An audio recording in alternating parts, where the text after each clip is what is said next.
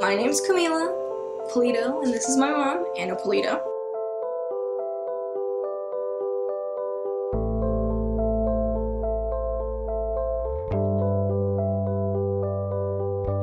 We've been dealing with his issues for about 3 years now, since we left my mom's ex-husband who was abusive towards us. I think it affected him the most because words leave a lasting impression. You could hit someone and they'd be bruised and the bruise would go away. But when you hurt someone with your words, it leaves this mark on you, on your being for the rest of your life. It's painful to think that someone that you love has been affected so deeply by, by someone's words and someone's actions towards you. And it's affected him so much that now he has a mental illness and he struggles daily. And we struggle because we see him in pain. And we're also in pain because those words were also spoken to us. It's really difficult when we try to tell people, my brother Omar is schizoaffective. He has a mental illness. And people think, oh, you're automatically a psycho. You're a killer. You're garbage. And that's not true.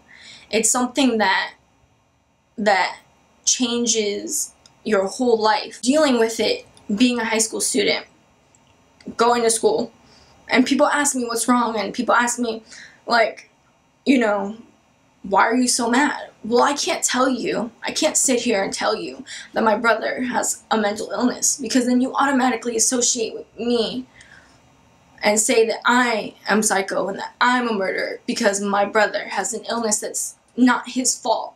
He didn't choose to have an illness. People think when you say something like, oh, that person's a retard or that person's a psycho, it's not a big deal, it's just a word.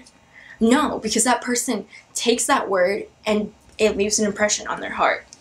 And that's what happened with my brother. When my mom's ex-husband would call him names and insult his intelligence and, just take his pride and just, throw it out the window and just disrespect him and, make him feel so little about himself and so, alone and abandoned, and we couldn't help him.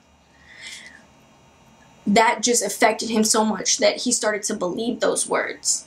People are afraid of what they don't know and what they're not educated in.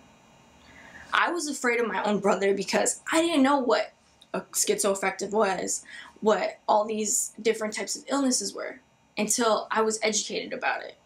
And then when I realized my brother's not a monster, he's nothing, bad. He's just someone with not a disability, but a type of uniqueness. I see it as a unique trait. I know that sounds kind of weird, but having a brother that sees the world completely different than everybody else is amazing. And I think people need to look at people with mental illnesses or disabilities as people that see the world completely different and view it in a beautiful way or a dark way, but either way, it's beautiful because it's their own self-expression.